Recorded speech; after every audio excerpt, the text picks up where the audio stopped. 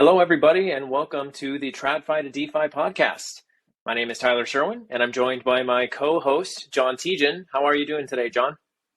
Oh, we're doing well. Starting off Monday with a bang, so good to sit down and have some conversations that are hopefully stimulating. Hopefully, we'll try, right? So, it's funny you bring that up because I've been market's been down, obviously, and I think a lot of people in the industry are finding themselves looking inward and saying, "Well, why am I here?" Right? Like, what is it that brought me to this space, and what is it that I want to continue to do? And for anybody who is perhaps maybe a little disappointed in price action or maybe a little frustrated, I know in our own community calls, John, we've covered in the last 2 weeks probably a dozen different hacks that have happened. Right. We've highlighted just a handful in some of our last few discussions. And, one of the comments was made during our last community call, "Oh, another day, another hack." And it was just sort of a reminder to me that, we really are in very, very early innings when it comes to this whole thing called crypto and DeFi. And so I thought what might be fun today is if we just kind of take a step back and think about some of the concepts and ideas that I know are personally inspiring to myself and you in terms of what we're trying to build here at TradFi to DeFi, and thinking about where we are in the cycle, where are we in this frontier, and what are some similar analogies we can draw on to look at different comparisons. And so for the last few weeks, I've been thinking over a few things and reading books and just thinking through why I personally believe in crypto and why I'm here. And so I don't know, that might be something that could be fun to talk about. Right. And I think it is, and I think you make a really good point when you say, well, you get a little introspective and you kind of question why you're here maybe sometimes. And what I find helpful is why did I get involved in the first place? Because that's usually, I mean, some of it is financial. Some people are looking to make money, and believe me, I'm in that crew as well, right? But there's other underlying motivations for getting involved in crypto, and I think we talked about that in some previous calls. But it helps me to kind of focus back in on that when the market isn't going so well. And it also shows me where when there was a lot of FOMO and the market was really going well, those things that brought you to crypto kind of took a back seat a little bit. You didn't care quite as much because, my goodness, you were making money and good money.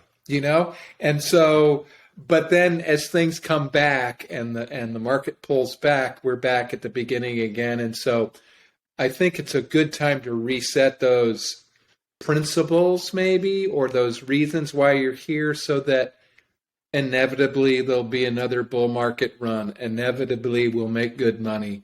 Inevitably things will move forward. But maybe this time we don't lose track of the core concepts that maybe we started with. Very well said. So let's take a look at some of those ideas. Before we get started, I would encourage everyone to please follow us on Twitter if you are not already, twitter.com/TradFi to DeFi, where you can get access to our Discord and community and engage in these topics and discussions with John and myself and many other really smart folks.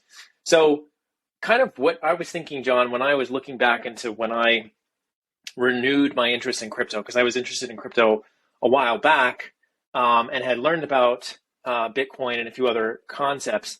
I remember it was 2020, and it was actually March of 2020 when the market took that really huge, steep tank over a few different weeks. And I had recently finished a certification in a particular finance topic. And I remember being a newly minted wealth manager early in my career and seeing just the insane amount of money printing that was happening around that time to get the stock market back up.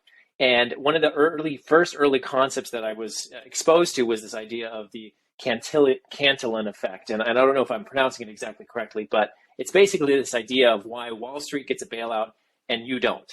And it's this concept that was put forth by a gentleman named, Richard Cantillon. And he had this theory that basically posited that the closer you are to the supply of money in terms of institutional reach, the the more easily it is that you gain access to that money, or the closer you are to the money printer, the more likely it is that you will be the recipient of said money printer. And this was something that Nassim Taleb and others, commentators in the space, were kind of commenting on how, look at how all these mega corporations are gaining access to this newly printed liquidity. It doesn't seem to really trickle down to the individual users. And it made me wonder about these centralized institutions, centralized intermediaries that Bitcoin was constantly talking about previously. And for whatever reason, when I had first come across Bitcoin, I hadn't really thought to myself, these institutions are truly as bad as they say they are, right? I mean, of course, I was always skeptical of Federal Reserve printing a lot of money, and thinking to myself, well, that's probably not an ideal situation. But it was so bold and clearly visible to me that the Federal Reserve was printing dollars to prop up the stock market in such a brazen way. And that, for me, was one of the main sort of reminders of this idea of limited supply of Bitcoin, and sort of got me into that idea of a hedge of inflation for Bitcoin. Now, we can look back and say, well, how well did Bitcoin hold up as a hedge of inflation during this period of rampant inflation, right? It's been down quite severely, but it's hanging out around 18 to 20K right now. But the basic ideas of a check on this sort of government overreach and printing of money was one of the first things that sort of got me interested. And so when this thing happened in March, I remember kind of looking into this theory and this concept and thinking to myself, well, this is very interesting that we're here. And why is it that we're here? So, John, before I kind of move on to the next part of this, are you familiar with the Cantillon effect? And have you heard of this? Yeah. I think I've reviewed that once or twice, and some commentators have used that term, and it only makes sense. I mean, money is really just a form of power, and the closer you are to the source of power, the easier you have access to that power, right? The guy out in rural nowhere land, who has no contacts, no access to power and or money, is going to get very little of it. And that's just, and from the looks of this guy, he looks like he's a 18th century guy who from the Enlightenment, that codified that kind of idea, which pre-existed him and has just been a fact of power and money for forever. It's never changed. And I think what you're saying is this may be a way to change that for some people, maybe not for everybody. I don't know. We have to see where it goes, but this is an opportunity. Let's see how it plays out. Exactly. And so what this article was actually released, if you look at the date, April 9, 2020, right? So this was right around this time. And so this is actually the exact article that I found, and I'll link it in our show notes.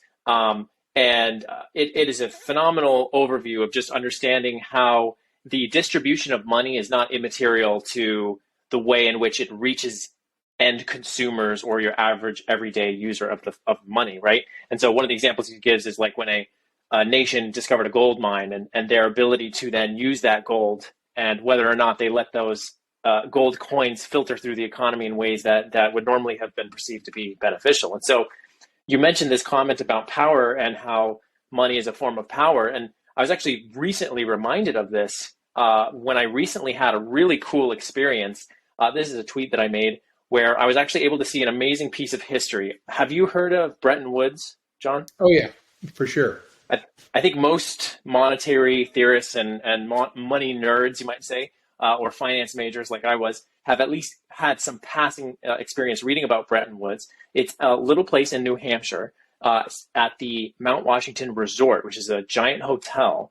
And as I mentioned here in this tweet, this is where the famous Bretton Woods Agreement was signed, which began the financial ascendancy of the U.S. in a post-World War II era. And one thing that was interesting about this is that this agreement created the IMF as well as the World Bank.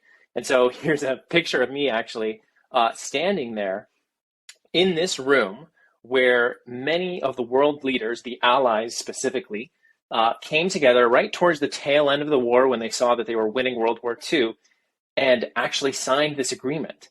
So have you ever been here, John? Have you ever had the chance I've never been to New Hampshire, but no, I've never been there. No, it's So here's the interesting. plaque. Yeah, it was so fascinating. I was really nerding out when I was there. And here's the plaque. It says, in this room, the Articles of Agreement setting up the International Monetary Fund were signed in July 1944. Now, for those that don't know, the Bretton Woods Agreement basically was a new financial system created, brought into the world that had previously not existed. Most nations had more nationalistic interests in their money, and of course would it was not a cohesive sort of view or like a world order in terms of how the money system was organized. And what the US had at that time was around 2/3 of the gold supply and was pretty much the de facto world power, right? And so what they wanted to do was tie the currencies of the world together, and those foreign currencies would be tied to the US dollar, and then the US dollar, of course, was tied to gold. And so what's interesting about the Bretton Woods system was that, it allowed other nations to trade with the US at a more fixed exchange rate, but it would vary on a few different factors. But we were still technically tied to the gold standard. But what was very interesting about it was that, of course, that gold standard did not last forever. And one of our presidents actually closed the gold window, which was Nixon, in 1971. So this world financial system is not actually in power today, but John, the IMF and the World Bank, those two entities still exist as far as I've seen. Right, that they do, and another part of that agreement was, they basically made a deal because they were basically all of the finance ministers from all the countries post World War II. They all came to New Hampshire, and they're like, we're gonna sit down and talk about this. And they walked, and the U.S. walked in, and you have to understand, as a world power, they're the only country in the world that really had a functioning standing army left. It also had a navy that controlled the entire world's global sea system. Everybody else's navy had been destroyed. And they basically said, I got a deal for you. The good news, the bad news, the first news is the dollar's going to be the world reserve currency. But the good news is you can trade anywhere in the world, and we will control the high seas and allow global trade. And this is the beginning of globalization. And you'll have the access to the seas, because prior to that, if you wanted to trade, you either had to have the protection of somebody else's navy or your own navy to get goods from one part of the world to the next. And they said, we'll make sure that you have free access to everything, but the thing is, you got to use the dollar, and that's what gave the dollar the ascendancy that it has, and brings us to just a remarkable thing that we're seeing now with the value of the dollar. It's kind of like rolled back to Bretton Woods, and it's like everybody wants dollars in order to do global business. They have to, and it's a fascinating thing to see, and also seeing that it's changing. Because there's been this talk about getting off the U.S. As the petrodollar, which is basically just the same thing as Bretton Woods, but it just controls the oil economy with dollars. Mm-hmm. But yeah, to see this happen in this creation of this one moment in time when the U.S. basically had all the cards on the table, and they made a great deal though, for countries that were destroyed beyond they couldn't repair it themselves. But it's like, mm-hmm. We'll buy your goods. You can sell your goods in our country, no problem. The tariff system goes away. Let's have everybody, benefit. And of course, who benefited the most in the end was the United States, right? And that was you pointed out a couple things that I think were crucial. And there was one other organization that I left out. The Bretton Woods system created the IMF and the World Bank, but it also created the World Trade Organization, which, as you mentioned, facilitated the ability for nations to trade in ways that they previously had not been able to. And then the World Bank's goal was to help these devastated countries pull themselves out of poverty. And so, yeah, this was sort of the beginning of globalization at a time when the US was ascendant. And then, of course, from here, we had the baby boom, creating the baby boomer generation. And again, you mentioned the raising your hand. Yeah. This created economic repercussions that we are still feeling to this day. Because as you said, even though we're not on that gold standard, American dollars are still the reserve asset of the world. Now, that has been in question, and there has been these sort of speed bumps along the way. But we're seeing in this liquidity crisis, everybody wants dollars, even if they're not backed by gold. Right, and it's we'll see how it plays out. Obviously, it can't stay elevated forever, and there has to be some leveling off. But that's going to happen. But what happens in the meantime? You see the Bank of England, you see the Bank of Japan, you see all of these central banks struggling with liquidity, and talk about kicking the can down the road. I mean, and we get blamed for that in the United States, and when we kick down the can down the road, it has bigger repercussions outside of our border because of that we did do that. So it's interesting, and again, this is a world monetary system that I think, getting back to the subject of crypto, is what we're all trying to figure out. And can those two things live in parallel with each other? Will one take over the other? Will one be regulated out of existence? We don't know. And like you said, this is the early time. This is the time where you don't know. And that when you do take risk, when you put money into these areas, and that's the thrill of it. That is the risk of it. And that doesn't come with, it's not a free ride. It's not a free lunch. It's not, I'm just going to be a Dogecoin millionaire by taking $1,000 and buying some. I mean, sure, there are people that have done it, but, millions of other people haven't. and I think that's one of the things that we want to differentiate ourselves from in some of these crypto groups and others, right, John, which is that, if you want to invest in this new world that's being created, we don't necessarily advocate that you immediately go out and buy an asset. I think the first investment you need to make is in yourself, to understand sort of these market dynamics and figure out, well, what are the things that might benefit from these new trends? And so kind of as a way to think about that, I want to highlight a particular thinker who I've been very interested in following recently. And I know you've heard of him as well, John. That is Balaji. He has some very fascinating work that he's been doing. Specifically, you can see here, it's called The Network State. It is a book that he's written recently, and I just started reading it. It posits some pretty fascinating theories. And we were just talking about Bretton Woods and the ascendancy of the U.S. in a post-World War era.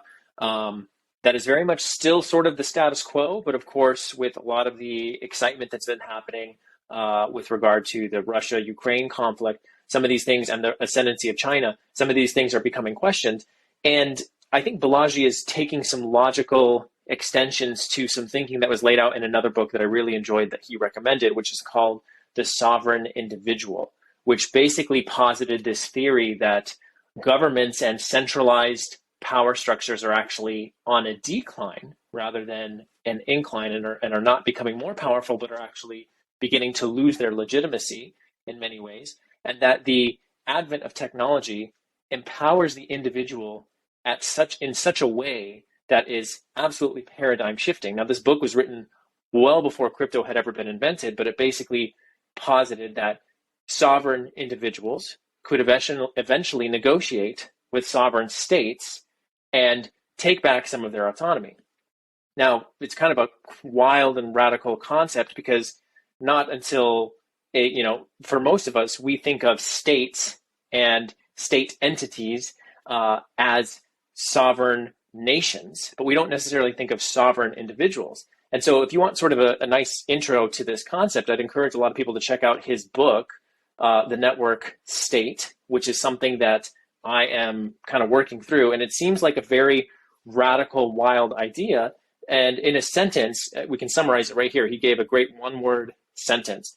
A network state is a highly aligned online community with a capacity for collective action that crowdfunds territory around the world and eventually gains diplomatic recognition from pre-existing states.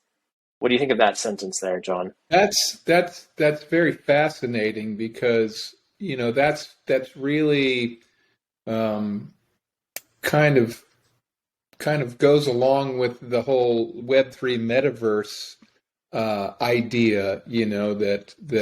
That when they're talking about territories, not necessarily talking about physical territory. It's not like we're going to buy some land in the Amazon and create our own nation. It is, as he says, online community. So it is people who are basically joining together with their efforts to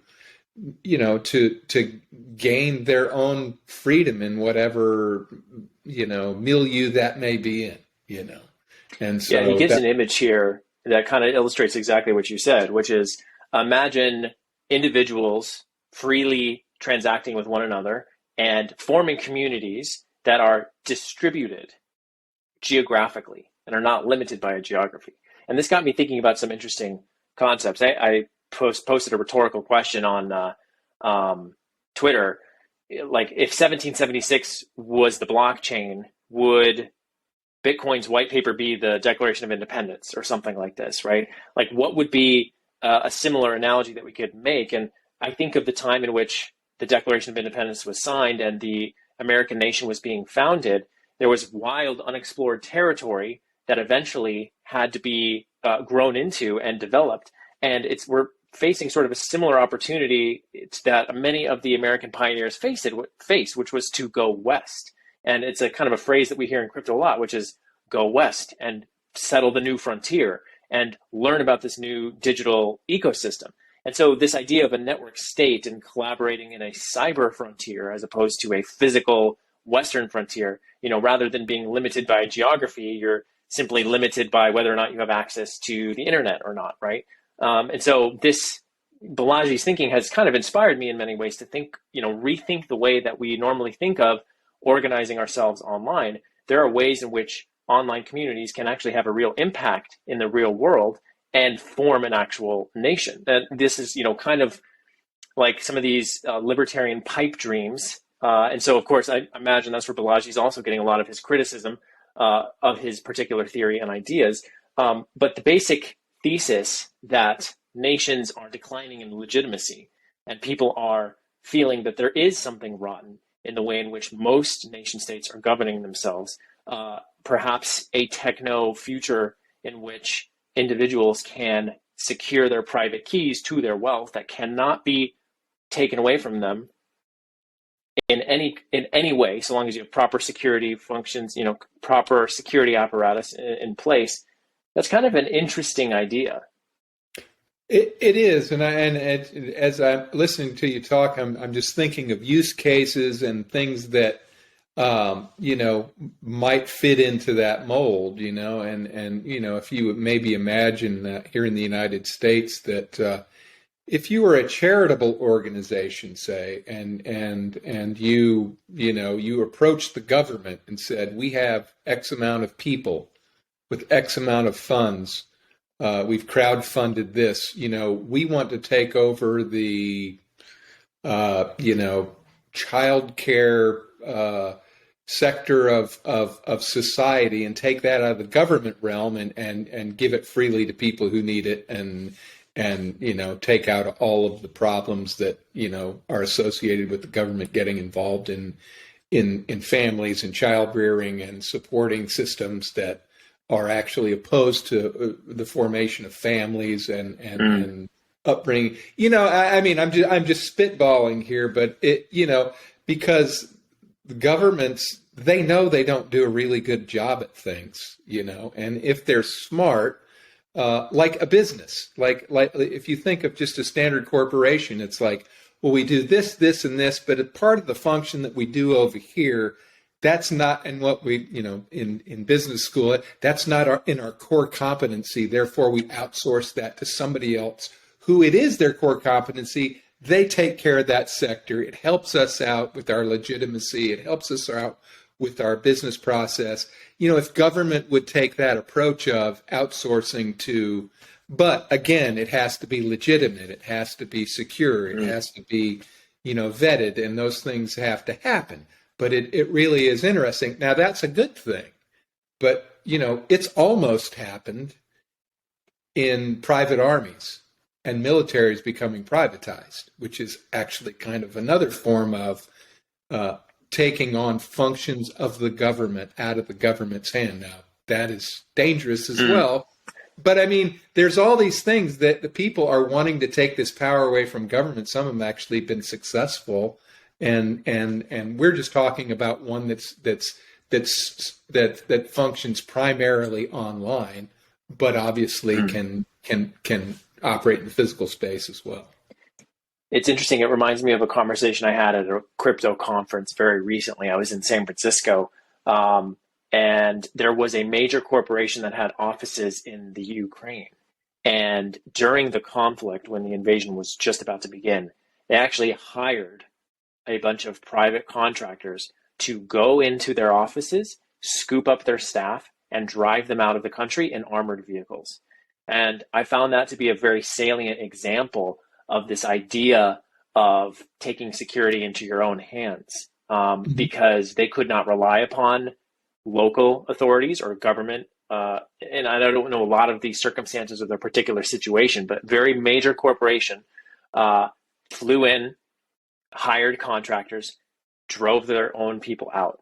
And so, we see these sorts of things happen in an increasingly destabilizing society. That I found that example to be kind of a little bit spooky, kind of like you're saying, the privatization of militaries and this idea of, mercenaries. The guy used the word mercenary. He said, we hired mercenaries. And I found that to be very fascinating.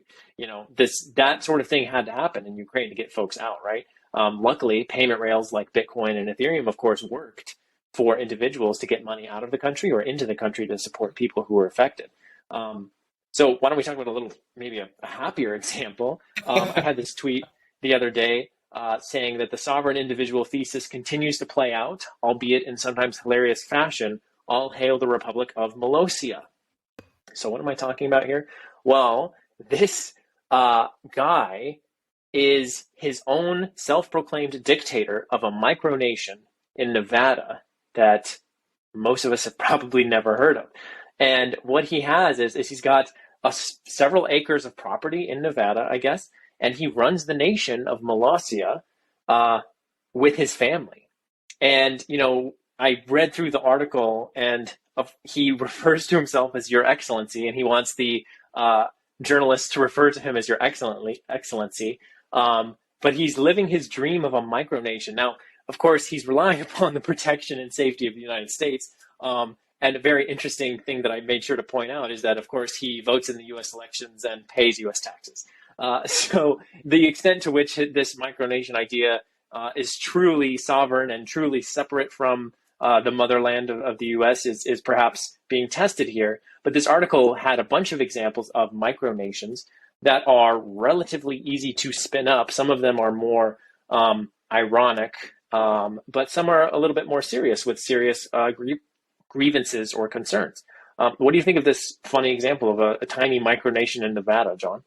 No, that's there's 35 citizens, so somebody's buying into it. Maybe his family. I'm not exactly sure who all those people are, but that reminds me of another project I was familiar with a couple of years ago. But it was forming intentional communities cryptographically. Then this was in the physical world where they basically in their own communities create their own currency, and that it's an intentional community, which for somebody like myself who is a baby boomer, it's a commune. Basically, it's what an intentional community is you all agree that you live in a certain specific way, whether you're vegetarians or you're kind to animals or you don't believe in GMOs or but they actually set up and they done a lot. I wish I remember the name of it, but they had set it up with smart contracts that people were paid from the funds that the community raised, and I don't know where it is now, but maybe I'll look into that. But it sounded like the beginnings of something that actually could work.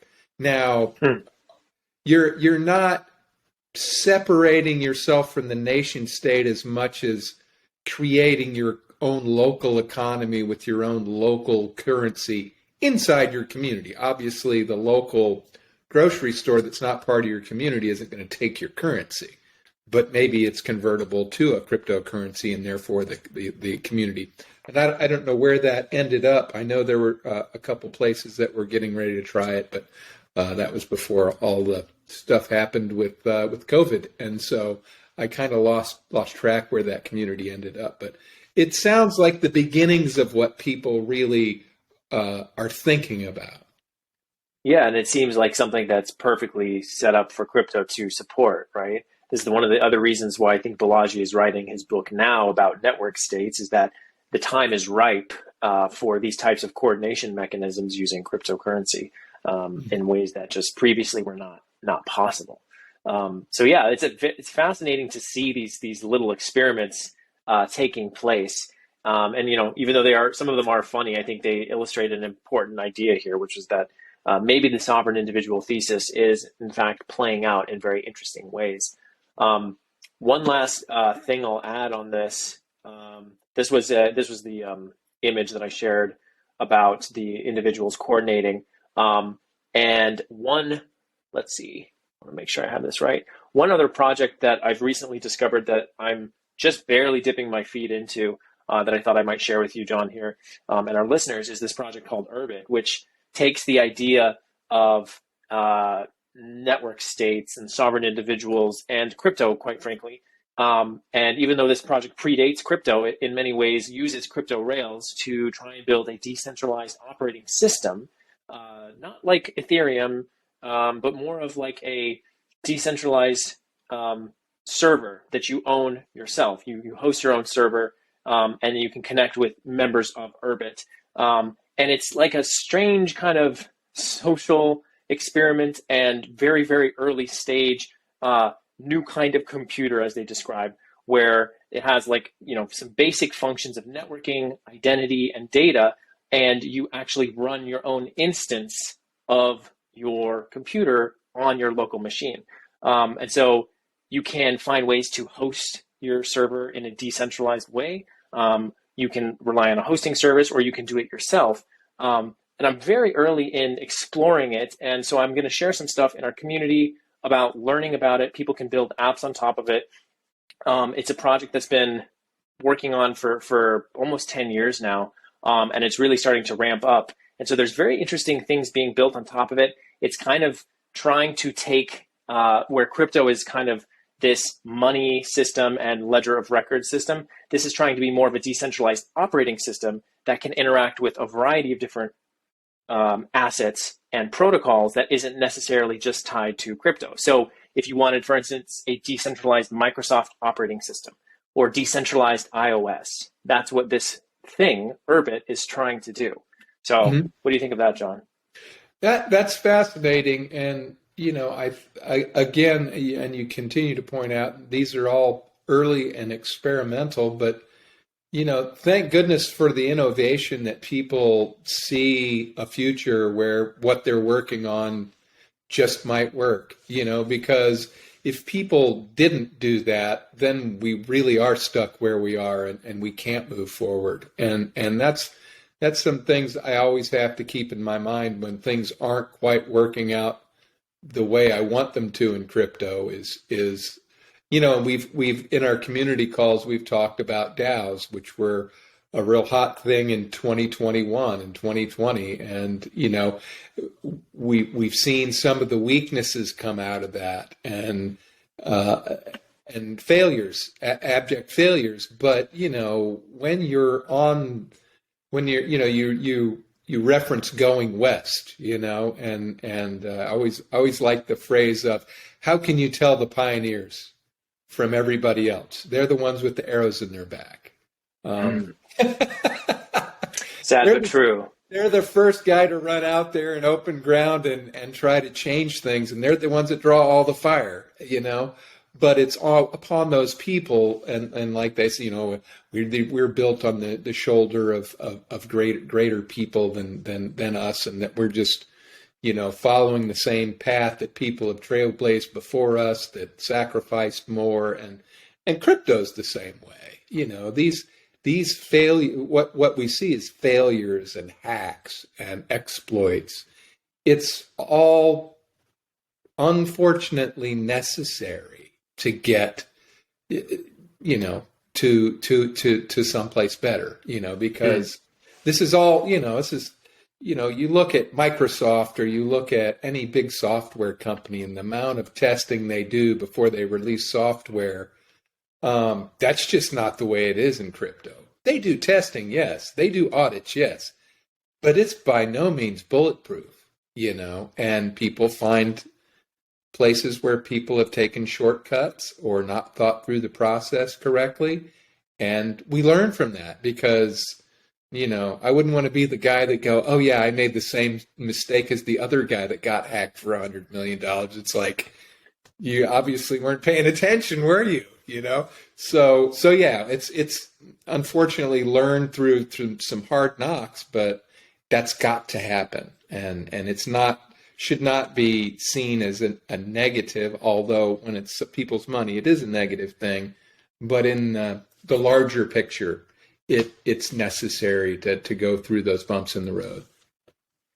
Yeah, and we want to be a place where we can learn from those experiences and become stronger, right? And although one particular individual might be wiped out by a particular hack or a situation, it makes the organization or the organism of crypto, the industry, it makes the rest of us, the system, smarter as we learn from that process. And yeah, it can be painful. And so, yeah, like you said, John, going west is tough. You could actually get a bunch of arrows in your back.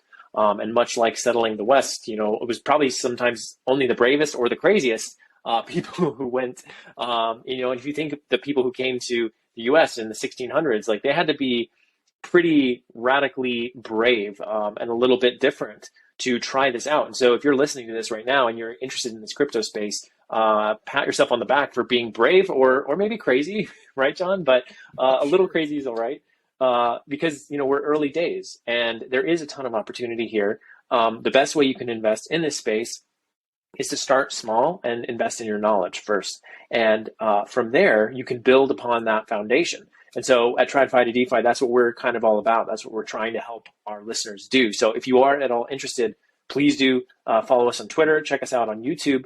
That's kind of all I had for the conversation today. I hope that was helpful or interesting at least. I know I had a lot of thoughts percolating in my brain for the last few weeks, and it's good to get back in the swing of the podcast. So, these are some fun topics, and, I could talk about crypto all day.